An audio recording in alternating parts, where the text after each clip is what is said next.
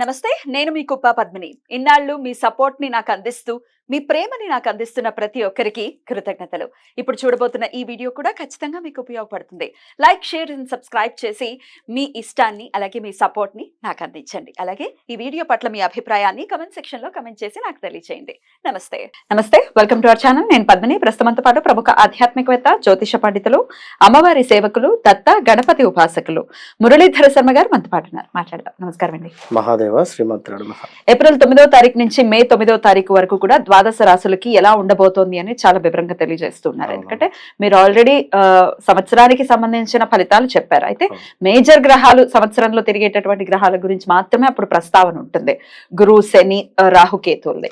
అయితే ఇక సూర్య, శుక్ర, కుజ, బుధ, మరి వీళ్ళ సంచార రీత్యా కూడా ఫలితాలు ఖచ్చితంగా ఉంటాయి. కాబట్టి దాన్ని బేస్ చేసుకుని ఈ మాస ఫలితాలు కూడా అందించడం జరుగుతోంది ప్రేక్షకులకి.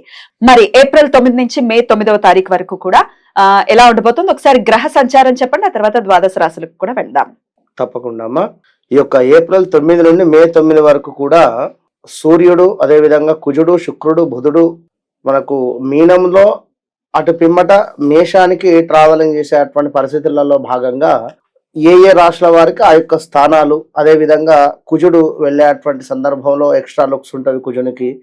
ఎక్కడెక్కడ తన చూపు పడడం వలన వీరికి జరిగేటువంటి మైనస్ కానీ ప్లస్ కానీ, అదే విధంగా గురువు కూడా ఇంకా మే 2వ తారీఖు నుండి తను వెళ్ళేటువంటి పరిస్థితి ఏది వృషభంలోకి.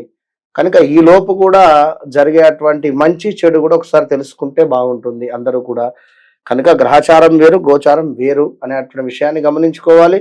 మీరు పుట్టినటువంటి సమయానికి ఏర్పడినటువంటి లగ్నం ఏదైతే ఉందో దాన్ని ఆధారంగా చేసుకొని ఉండేటువంటి గ్రహాలు అది 100% కరెక్ట్. దాన్ని రీత్యా చూసుకుంటే ఏం జరుగుతుంది, జరగబోతుంది అనేటువంటిది వట్టిగానే ప్రిడిక్ట్ చేసి చెప్పవచ్చు మనం. ఖచ్చితంగా. అయితే ఈ గ్రహాలు గోచారం రీత్యా జరిగేటటువంటి, ఇప్పుడు మీరు చెప్పినట్టుగానే గ్రహచారం అనేది ఖచ్చితంగా ఒకటి ఉంటుంది. గోచారం ఇండికేట్ ఖచ్చితంగా చేస్తుంది ఈ పరిస్థితులు ఉంటాయి, దాని నుంచి తప్పించుకోవాలి, అందుకే తెలుసుకోవాలి. 100కు ఒక 35% మ్యాచ్ అవుతుంది, 100%. ఇప్పుడు రమేష్ అన్న, సురేష్ అన్న, నరేష్ అన్న ఖచ్చితంగా తులారాశి. ఇప్పుడు రమేష్ అంటే ఉదాహరణకు, అదే విధంగా ఇప్పుడు నరేష్ అన్నము ఇటు వృశ్చిక రాశి కిందకి తీసుకునేటువంటి పరిస్థితి. సురేష్ అన్నాము శతభిష నక్షత్రము కుంభరాశి. అంతే. ఇవి వీరి లైఫ్ టైంలో ఒక 35 to 40% మనం ఇచ్చేటువంటి ప్రిడిక్షన్ కరెక్ట్గా ఉంటుంది కదా. ఇప్పుడు ఎవరి జాతకం చూసి మనం చెప్తున్నాము, ఎవరిది లేదు కదా. ఎంతో మంది కూడా కామెంట్స్ చెప్తున్నారు కరెక్ట్ గా మీరు చెప్తున్నది 100% కరెక్ట్ అని. నా జీవితంలో జరిగినట్టుగా 80% చెప్తున్నారు అనేటువంటిది చాలు కదా ప్రిడిక్షన్. అంతే. మరి ధనుసు రాశి వారికి ఏప్రిల్ 9వ తారీఖు నుంచి మే 9వ తారీఖు వరకు ఎలా ఉండబోతోందండి? తప్పకుండా అమ్మ. ధనస్సు రాశి వారికి పంచమాతు గురువు మూలకంగా లాస్ట్ 1 year నుండి వాస్తవానికి కూడా వీరి పిల్లలు చక్కగా కూడా సెట్ అయ్యారు. వీరి పరిస్థితి ఏమో కానీ ధనస్సు రాశికి సంబంధించినటువంటి సంతానము అభివృద్ధికి రావడం జరిగింది. ఈ విషయాన్ని ఒకసారి మీరే క్వశ్చన్ వేసుకొని చూసుకోండి. మీ పిల్లలకు చక్కగా కూడా ఉద్యోగం రావడం కానీ, పిల్లలకు వివాహం జరిపించడం కానీ, లేదా వివాహం జరిపించినటువంటి పిల్లలకు సంతానం ఏర్పడడం కానీ, చక్కటి ఉద్యోగంలో చక్కటి పేరు ప్రఖ్యాతలు రావడం కానీ, మొత్తం మీద మీ పిల్లలు చెడు మార్గం నుండి మంచి మార్గం వైపుగా రావడము అనేటువంటి విషయాన్ని గమనించుకోండి.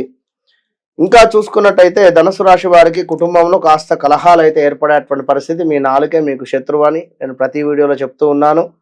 కాస్త జాగ్రత్తగా ఉండండి. మీ కుటుంబంలో కొన్ని కలహాలు అయితే గోచరిస్తూ ఉన్నవి. ఈ యొక్క సూర్యుని మూలకంగా మానసిక ఆందోళన, ఆరోగ్య క్షీణత అంటే హెల్త్ రిలేటెడ్ సమస్యలు, ధన నష్టము, శత్రువుల వల్ల భయము, మీ ఆలోచన క్షీణత. అంటే మీకు ఎంతో ధైర్యం కలవారు వాస్తవానికి ధనుసు రాశి వారు. ఆల్ ఆఫ్ సడన్ గా గత 4-5 నెలల నుండి కూడా నమ్మినటువంటి వారి నుండే మైనస్ వాతావరణం ఏర్పడము. ఈ మైనస్ వాతావరణం ఏర్పడేటువంటి సందర్భంలో వారిని చూస్తేనే ఏదో ఒక భయంలాగా అవడం కానీ, లేదా వారితో మాట్లాడడానికి మీకు మనసు రాకపోవడం కానీ, ఇలాంటివి జరిగేటువంటి పరిస్థితి. మీ యొక్క ఆలోచన క్షీణత అంటే చక్కటి ఆలోచించేటువంటి వారు మీరు. అలాంటి మీరు ఆలోచన అనేటువంటిది ఏదో జరిగినటువంటి సంఘటనల మూలకంగా అసలు ఆలోచన అనేటువంటిది లేకుండా ఏదో వచ్చినటువంటి పని చేస్తూ ఉన్నారు. కొంచెము టైం తీసుకొని చక్కగా కూడా ఆలోచించుకునేటువంటి ప్రయత్నం చేయండి. ధనస్సు రాశి వారు నవగ్రహాల వద్ద దీపారాధన చేసినా కూడా, అంటే దీపారాధన చేస్తేనే సరిపోతుంది అంతా, అంటే వీరికి చక్కటి ఫలితం ఉంటుంది. ఎందుకంటే ధనస్సు రాశికి అధిపతి గురుగ్రహం కనుక వీరికి ఎప్పుడూ కూడా గురువు యొక్క ఆశీస్సులు ఉంటాయి. మరి అలా అని చెప్పి గురువులను నిందించినా, గురువుల యందు తక్కువ చేసి మాట్లాడినా కూడా, హేళనగా చూసినా కూడా విపరీతమైనటువంటి ఇబ్బందులు అయితే ఎదుర్కొంటారు. ఈ విషయాన్ని గమనించుకోండి.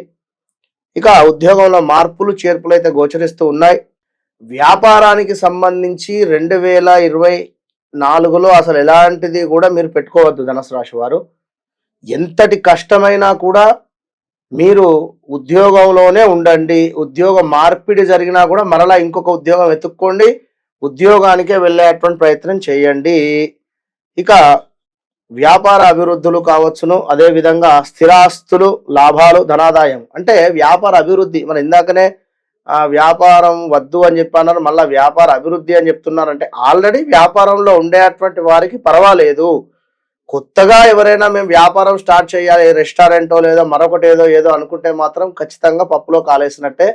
కనుక మీరు ఏదైతే ఉద్యోగం చేస్తున్నారో అక్కడే ఉండండి. ఎందుకంటే 6వ స్థానంలో గురువు మంచిది కాదు, రాబోతూ ఉన్నాడు మీకు కమింగ్ సూన్ లో, కనుక అవసరం లేదు. చక్కటి ధనాదాయం ఉంది. ఇంకా కుజుని మూలకంగా దుష్టులతో కలహాలు, శారీరక శ్రమ పెరగడము, అంటే వర్క్ చేసే వద్ద డబుల్ వర్క్ అయ్యేటువంటి పరిస్థితి, స్కిన్ రిలేటెడ్ ఇష్యూస్ కావచ్చును, శత్రు సమస్యలు అధికంగా అయ్యేటువంటి పరిస్థితి చూడండి. అకారణ కలహాలు, ఏదో మీరు వెళుతూ ఉన్నా కూడా మీ మీద బట్టగాల్చి వేసేటువంటి పరిస్థితి, ఇదైతే గమనించుకోండి. ధనుసు రాశి వారు మీరు ఎంత సైలెన్స్గా ఉంటే అంత మంచిది. ఇక కొంచెము మీకు శ్వాసకోశకు సంబంధించినటువంటి ఇబ్బందులు కానీ, రుణ బాధలు కానీ, నేత్ర సంబంధిత బాధలు కూడా ఏర్పడుతూ ఉన్నవి. గురువు మూలకంగా కీర్తి పెరగడము, అంటే నలుగురిట్లో పేరు చక్కగా కూడా రావడము, స్థాన చలనము, నివాసంలో మార్పు, అదేవిధంగా ఉద్యోగానికి సంబంధించినటువంటి దాంట్లో కూడా మార్పులు గోచరిస్తూ ఉన్నాయి. స్థిర ఆస్తుల లాభాలు, స్థిర ఆస్తులు ఏవైతే ఉన్నాయో, ఒక అపార్ట్మెంట్ కానీ లేదా ల్యాండ్ కానీ ఏదైనా ఒక తోట కానీ ఉన్నట్టయితే అవి అమ్ముకున్నట్టు తప్పకుండా కూడా మంచి లాభాలు వచ్చేటువంటి పరిస్థితి గోచరిస్తూ ఉంది. శని మూలకంగా శ్రమకు, మీరు ఎంతైతే శ్రమ పడుతున్నారో ఆ యొక్క శ్రమకు చక్కటి గుర్తింపు. ఎప్పుడైనా కూడా ఎంత కష్టపడితే అంత శని యొక్క అనుగ్రహం ఉంటుంది అనేటువంటి విషయాన్ని గమనించుకొని, ఎంత బద్ధకస్తంగా ఉంటారో, ఎంత లేజినెస్గా ఉంటారో అప్పుడు ఇంకా శని ముట్టికాయలు వేస్తూ ఉంటాడు, గుర్తుంచుకోండి. ధన వ్యయము కావచ్చును, విచారం కావచ్చును. అందుకే కష్టే ఫలి, ఎంత కష్టపడితే శని అనుగ్రహం అంతుంటుంది, అంతటి రిజల్ట్ మీకు శని భగవానుడు ఇస్తాడు. ఇక వ్యయ ప్రయాసలు మానుకోండి. శత్రు పరాభావం కావచ్చును, కొన్ని తలచిన పనులు నెమ్మదిగా ముందుకు వెళ్ళేటువంటి పరిస్థితి. ఈ పని అనుకుంటూ ఉన్నాము, ఆల్ ఆఫ్ సడన్ గా కావాలి అని కాదు, కానీ కాస్త నెమ్మదిగా ముందుకు వెళ్ళేటువంటి పరిస్థితి గోచరిస్తుంది. ధనస్సు రాశి వారు ముఖ్యంగా కూడా సూర్యునికి అర్ఘ్యం విడిచిపెడుతూ ఉండండి. ఇంకా శని భగవానునికి కూడా ఖచ్చితంగా మీరు నువ్వుల నూనెతో అభిషేకం చేసుకుంటూ ఉండండి. మంచి ఫలితాలు గోచరిస్తూ ఉన్నాయి. All the best. Thank you అండి, చాలా చక్కగా తెలియజేశారు. ఇక నెక్స్ట్ ఎపిసోడ్ లో మకర రాశి గురించి తెలుసుకుందాం. నమస్కారం. మహాదేవ్.